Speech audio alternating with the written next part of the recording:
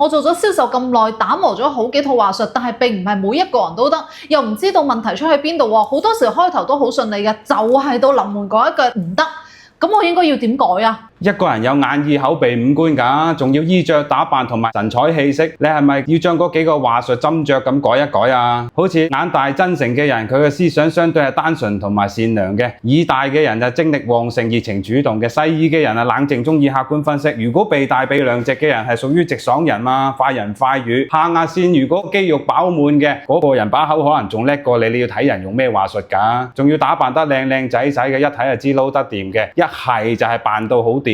不裝了。